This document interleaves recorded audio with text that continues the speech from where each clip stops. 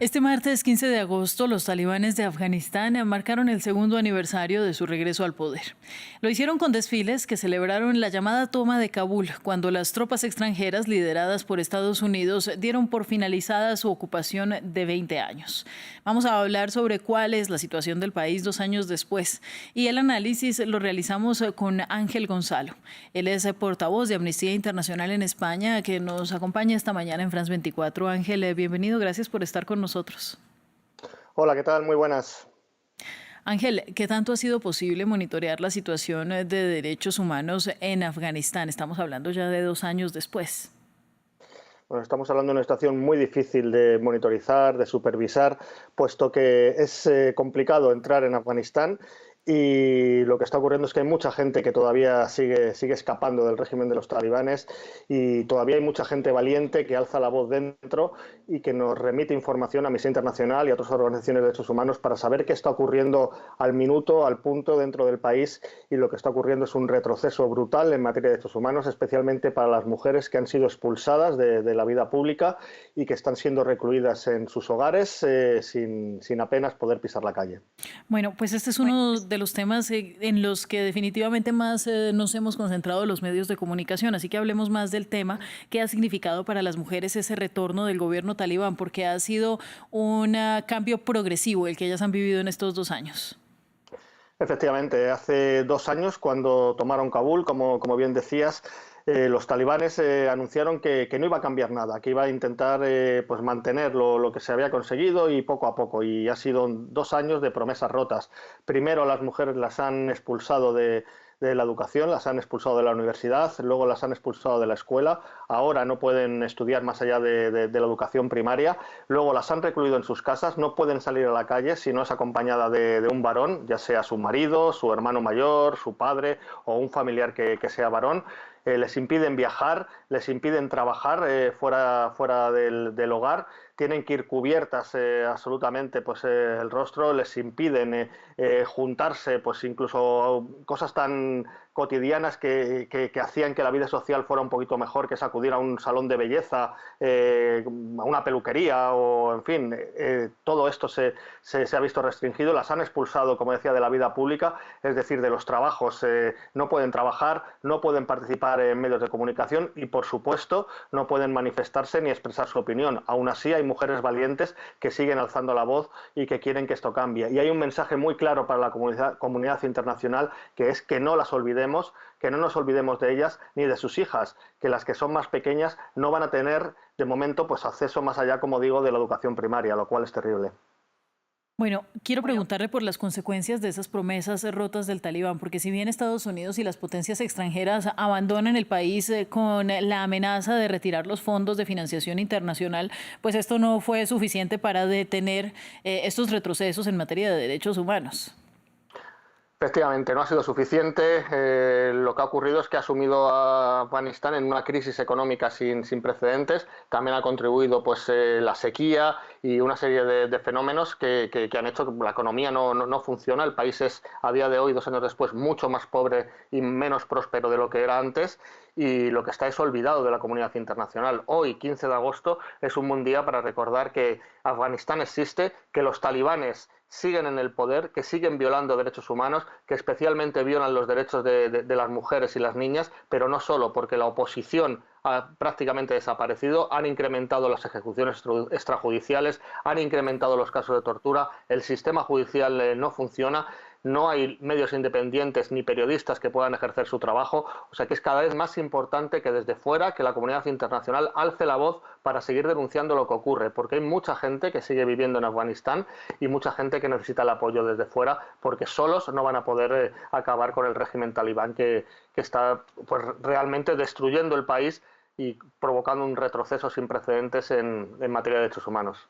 Bien, y sin embargo, ¿en qué medida ha dejado de fluir la ayuda internacional que básicamente era la que sostenía la economía de Afganistán? Pues básicamente Afganistán es que ha dejado de ser una prioridad, ¿no? para Occidente, y se mira hacia otro lado. O sea, si no, pues todo este tipo de derechos que se han visto recortados pues no hubiera sido posible.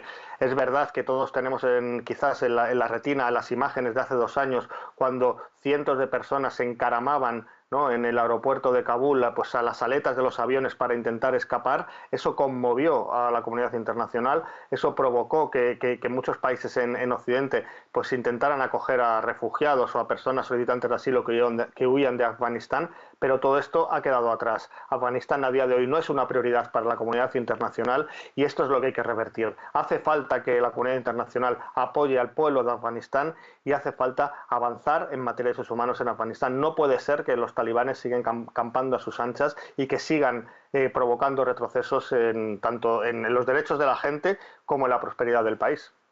Bien, los opositores del régimen talibán rechazan precisamente esto, que se han perdido 2 décadas de avances en 2 años del regreso del gobierno extremista. Sin embargo, también habría quienes opinan que esto solamente era una realidad en las grandes ciudades o en las ciudades que eran foco, digamos, de los medios de comunicación y de las organizaciones internacionales. ¿Qué tanto apoyo considera usted que tiene el grupo talibán en esa Afganistán profunda que está muy lejos de las pantallas? Claro, efectivamente, hay dos realidades, pero ocurre no solo en Afganistán, sino en la mayor parte de los países que tienen dificultades. La realidad de las ciudades es una, la realidad de las zonas rurales es otra. O sea, la cuestión es que en las zonas rurales los talibanes llevaban mucho tiempo operando y esas zonas rurales tienen unos niveles de analfabetismo que es lo que busca el régimen talibán, que es basa al final su apoyo en querer, entre comillas, mejorar la vida de la gente que no tiene acceso a estudios superiores. Es muy significativo que hayan querido cerrar universidades, que hayan expulsado a las mujeres de la educación, porque quieren hacerse con el control de todo el país. Cuanto más analfabeto sea el país, cuanto menos acceso al derecho a la educación tenga la gente, más fácil de controlar es por parte de los talibanes. Con esto lo que quiero decir es que, claro, en las ciudades mantenía cierta oposición, porque había grupos internacionales, como en el caso de Amnistía Internacional y otras organizaciones de derechos humanos, que estaban apoyando pues esas voces críticas y que también han desaparecido. Lo que buscan los talibanes es, ya tienen el control político, ahora quieren el control ideológico, porque todavía quedan algunas pequeñas voces críticas y las están acallando a base de asesinarlas, a base de encarcelarlas y a base de tener juicios injustos. El aviso para navegantes es muy claro, es decir, aquí mandan los talibanes y nadie alza la voz contra ellos. Entonces hay que evitar. O sea, cuanto más próspero sea el país, cuanto más acceso a la educación, más posibilidades de que haya voces críticas habrá. Bueno, desde un punto de vista occidental y de derechos humanos, no se entiende cuál es el objetivo del gobierno talibán si uno entiende que lo que se busca es la estabilidad de un país. Desde el punto de vista de ellos, ¿cuál es el objetivo de un país próspero que ellos celebran hoy con manifestaciones que están consiguiendo después de la ocupación estadounidense? Bueno, el punto de vista que tiene Amnistía Internacional, el único que tenemos es desde el punto de vista de derechos humanos, así que no tiene sentido celebrar nada hoy.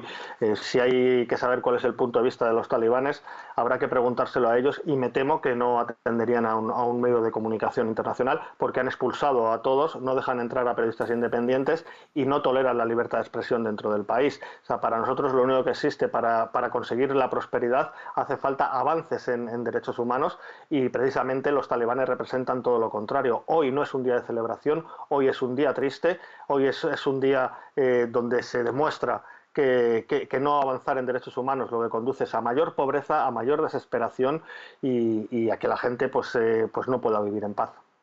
Pues Ángel, el agradecimiento es para usted por acercarnos a la realidad de Afganistán, que como dice, ha dejado de ser titular y ha dejado de estar en la prioridad de medios y de organizaciones internacionales, además de los gobiernos. Es Ángel Gonzalo, portavoz de Amnistía Internacional en España. Que tenga un feliz día. Igualmente, muchas gracias por hacerse eco de un día tan importante. A nuestros televidentes, muchas gracias por acompañarnos. Sigan en France 24, ya volvemos con más.